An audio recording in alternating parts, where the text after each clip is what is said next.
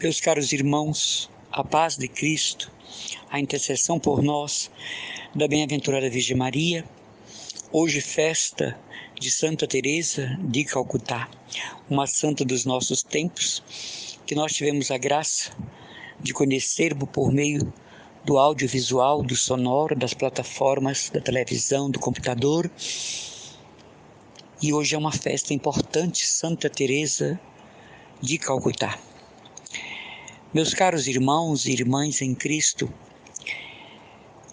convém que eu fale hoje, converse com vocês sobre um problema quase que doméstico, que envolve a família cristã católica, que é a desarmonia religiosa familiar. Em uma família cristã católica, não no passado, eu, por exemplo, nasci numa família que se constituía de pessoas católicas. Com o tempo isso mudou.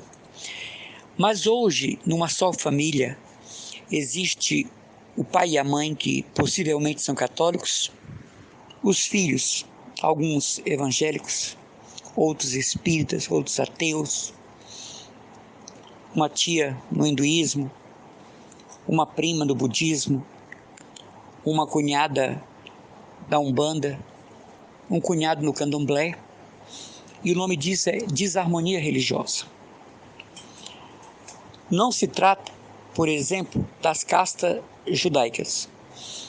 Existe uma desunidade no conceito de Deus que atrapalha muito a caminhada da família. Pouco se fala nisso, mas eu trabalho muito esse tema nas minhas palestras, nos cursos que eu ministro.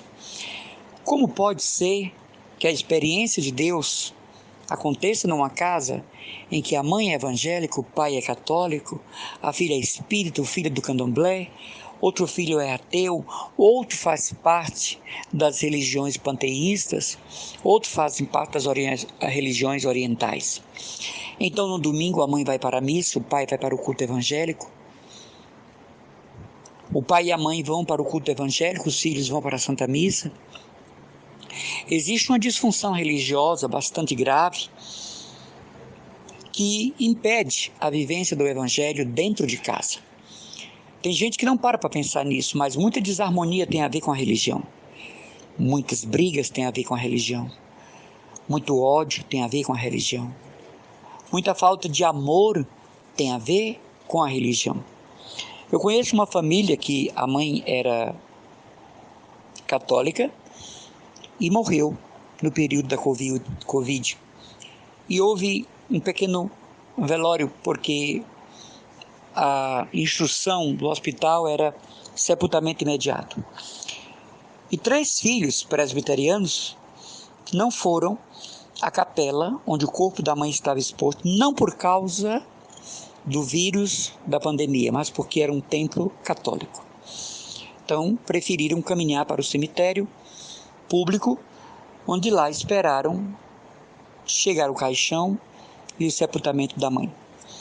Na mentalidade deles, estavam entrando em um templo satânico, que era uma capela da paróquia em que essa senhora vivia. Essa desarmonia religiosa, meus irmãos, precisa de um acompanhamento pastoral, precisa de uma orientação pastoral, porque isso pode levar a rancores, dissolução da família, desmembramento familiar. Isso pode levar a uma desarmonia espiritual muito grande.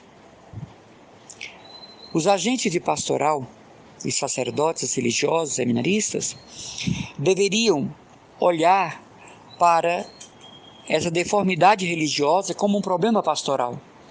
Os sacerdotes, os párocos, capelães, vigários, poderiam ter dentro do conselho de pastoral uma equipe especializada em acompanhar famílias nesse desajuste religioso, nessa desarmonia religiosa. Talvez você pense que não, mas é algo muito sério e evidente.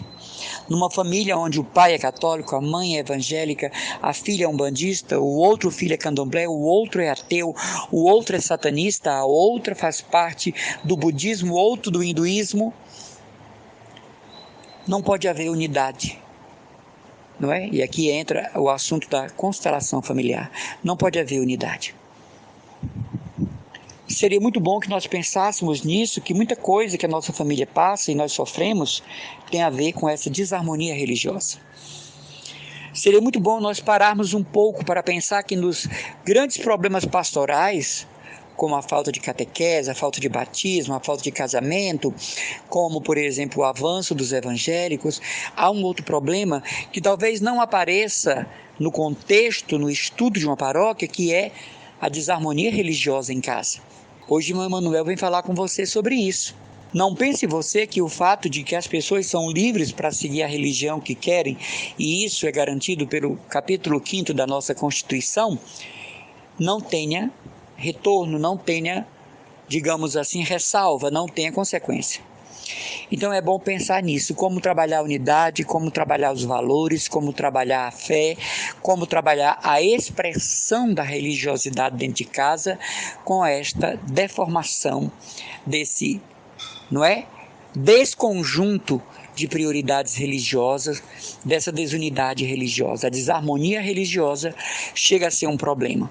Conheço familiares que não se falam por serem evangélicos com católicos e católicos com evangélicos. Conheço familiares que desprezaram parentes por serem bandistas ou do candomblé. Conheço familiares que não falam com parentes porque eles são testemunhas de Jeová e a filha é espírita. Conheço aqui uma família que toda a família, testemunha de Jeová, de classe média alta, desprezou a filha que passa grandes necessidades materiais porque a mãe viúva e os filhos recebem uma grande aposentadoria de uma grande autoridade da Marinha, mas porque a filha não aceitou ser testemunha de Jeová, essa filha mora e passa muita fome e necessidade em desprezo de todos os irmãos e da mãe que é testemunha de Jeová.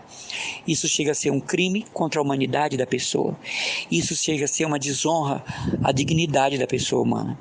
E esta moça é desprezada e ajudada por parentes e outros amigos, mas a própria família, em nome de Jeová, que não é Deus, né, é totalmente desprezada, e eles, no domingo que vão lá para o Eusébio, que é o centro focal deles em Fortaleza, dão isso como testemunho de fé. Nós, em nome de Jeová, desprezamos uma filha até deixá-la passar fome, miséria, e são aplaudidos de pé. Também conhecemos uma família adventista do 7º dia, que porque o filho é católico pediu que saísse de casa. Isso é um crime contra a humanidade da pessoa. É um crime de caráter familiar. Está previsto em lei. Então, é muito bom ter cuidado com essa diversidade religiosa quando ela não une, quando ela não respeita a dignidade da pessoa e quando ela não é fator de unidade da família. Como eu disse no começo, muitos não pensam nisso, mas este é um problema pastoral sério. Fala aos senhores párocos, fala às religiosas, fala aos seminaristas, fala aos senhores vigários, cooperadores, diáconos. Este é um problema, a desarmonia religiosa. Pensemos nisso. Um abraço e as orações do irmão Emanuel Maria, membro da comunidade católica mariana Cristo Dominus, da paróquia de Santa Luzia, no Meireles.